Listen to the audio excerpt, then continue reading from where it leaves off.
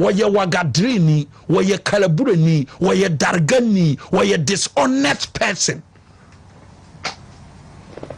These are hardcore facts. I am giving it to you today. On family also. I said the way I messia hundreds papa na was in saying daddy okromano. Me de mensa benkum na betina jino ke. Na greening in agu. Mensa mama kan you know. Where from the insult. Near the kind. Ne kan wa fidi kesi no so say. Honorable Kennedy Agyapong has always been careless. Omunipa. Let me also issue this warning to all the 88 members of parliament. Say ye babe form a here for association throughout the country. To say me was sikawo MPP mono edoso. Every constituency biano ye benya a here for omanya voice. Na MP a wobekwa akodi sikani na chie no ye beja akwan. I'm telling me repeat me say every constituency bia no ye be form a hiafo association. Ese say hiafo free ase kasa na hiafo na to aba MPC a mo womra se bedwamu yi a hiafo na de mo koye na kobom suo kodi sikani na chi no ria wabeka kiro so kwanti 24 no ya hiafo ono ne wosika ono kwa na sese okasa kodi na chi na duru ho abete yenka eduru ho kwanti 20 no me I will storm there me storm ho na me storm ho abete bia hua me ba kwanti 20 Ghana aba bia ni wa ye ni Abronye o me ba be do them I will control I won't hide it. Anyafo association no we are come to take over MPP near the MPP about power 2028 and market ekuo no MPP for your break in the Japan obia one ni benya asem bia wo MPP mu no one na na akomia konye o so na feeding na na akomia one na atosinya problem na to si udrosi kakraka mena na mehwew one ya adoma ko ba fi o se ya adoma ko ba fi yehiani me ho na agiska to aduane di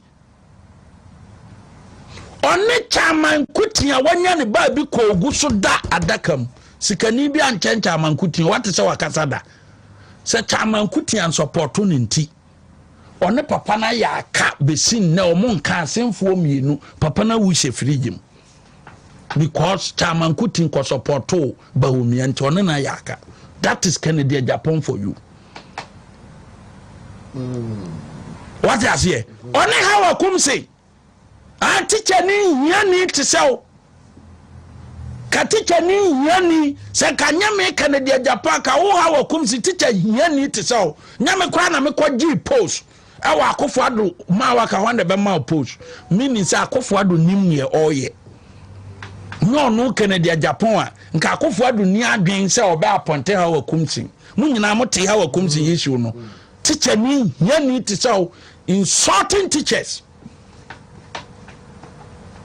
o trade de na wo me na ma obedi MP me na ma waduane MPP mo wato aduane ama obia wa finance party ni cha obia nya bia me bisa wo na anwumre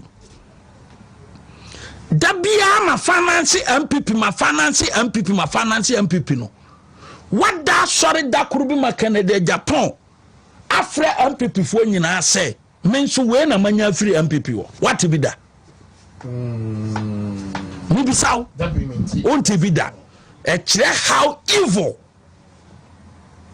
evil and devil utobia oye sikani bre ahoyi ya baye dambo jimie he's number 1 Debbie I want to be here from dambo you film ye be here from I don't know I will sit here utobia ahoyi ya sikani bre e wonu mu a eye yewura Kennedy Agyapong na yimi yewura na free ho or ye dishonorable person wa feed obia one people including you also we are very ungrateful tie me me no would din koma nka se what say ne nkrofo I am the type of keke me target to say me no wo ko a o errand boys I don't respond to them hwem ye that is why I mean do mahama on to me defeat me what on to me defeat me that you know why me no son to come o boys no I have no time because o boys in the south officer o boys ya and to boy baba di matama na Abronye ma sora nopa na ma correspondo ukobo obi pa say brabe didi Abronye ata Abronye na ma me I don't do that me nya bi krada da bia me nya deep me nya tena sese nipa we I'll fight you a wo nipa bia no ka se ma meyi na no me nya sora nopa keke kwasinganza mawunam kwakunganza mawunam wabo nsam won krofo afiri nkyɛn bia no menti wo masem but no wa kind of platform so unity ye call presidential election we waboka na say food soldiers sign and a different kufo penso besin ne Canada Japan abo mo a dabioa no oguso ka say yemwa food soldiers my full soldiers mako 10 kofo pension no onyaye na nado pension no onyaye a odi ahwe full soldiers no man na o maye mako 10 ma ye peten pe enipa mako du kofo pension adokodoko dia onyaye nyina na nado mfie nwotwa adokodo ma ye ampp fo 10 a wo mo ya full soldiers wo mo wo fam a na o mo nibi na wo Canada Japan wo na wa pagya o mo ma ye ma ye hu o mo or no can ungrateful meboa or your devil because when your devil Kufua made you who you are today. Kufua what the Kufua to from wa Ghana ha motia brotia motwi taxi ammo rewu ye nyina mo ba kroma na munika preo motia brotia wotwi taxi ama wo mo rewu ye no na muniwe Kofo na de Ghana street light nyina ma wo contract ewi akire no wo want bi kwana de kofo fa so what ya na want oh me who say I say me who so de ya issue I forgotten what it was because say or did no enya issue bi at or the kofo to fam later apologize me say bibi sir the kofo to fam ungrateful bi chensa you can use ungrateful but adjective devil or a devil devil I was a bit you wo mu suro no wo ampp mu no they should tell him say me kwame bafo Abronye me breaking down but they are all kikan kono I'm not going to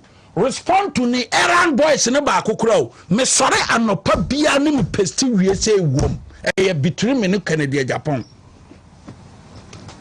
this time me nya sore anopa ne me pesti twitwiri manim wie a sikafo ne ahiafo ntokwa ena say asore 1 pp mu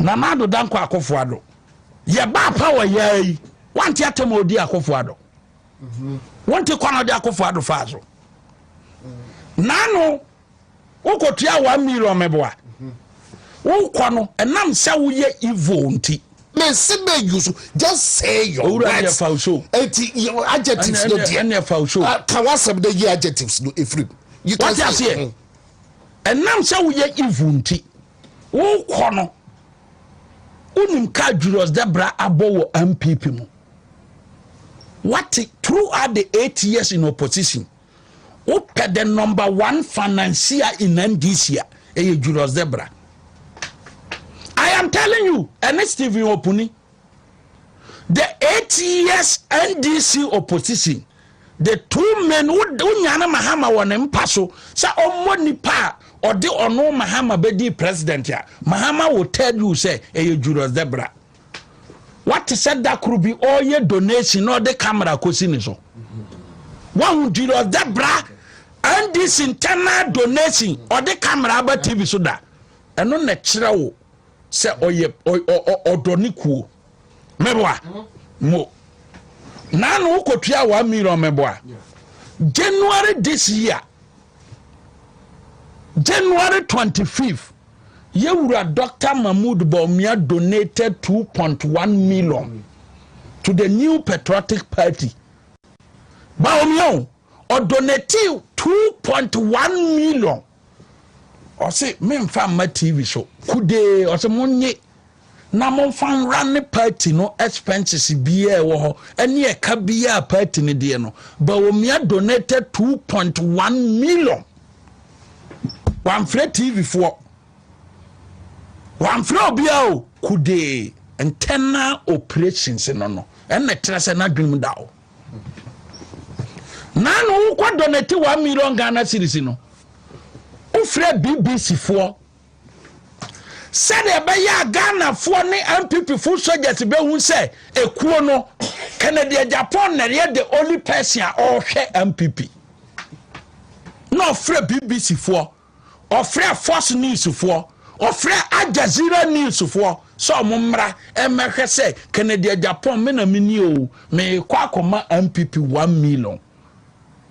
Such an ungrateful and unpatriotic leader. Would the 1 million econo 19 December 2024 na surprise ya wayen wo ECG. Ye supplies our supply electricity materials. Our supply our ECG Electricity Company of Ghana. Na 19 December ata ebra ya to aba MPP elusu aye kofie no na anta ni transitional team no atua honorable Kennedy Agyapong ka ECG alone 645 million Ghana cedis. What is all free BBC for? Maybe so. What is say? All free. I am telling you today. Also a honest person, but I call him dishonest person. Say, time na do a bang any finance minister, former finance minister, Ata. 645 million Ghana cedis. Adiama one contract a we ECG no. 19 December 2024 no. Bacho. Ofre BBC 4. Ofre Adom TV. Ofre UTV 4. Ofre Doy News. Ofre Omnia TV. Ofre TV3. Ofre Pan African TV. Ofre TV Africa. Ofre Asempa. Ofre Wuntumi. Ofre Movement. Ofre Asasi Radio. Dabi.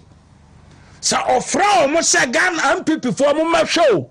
Mo na do abaso na contract ya me ye wo ECG alone. 19 December 645 million. Anta otiazo onwu ye o. Ye tua sika no ma Kennedy.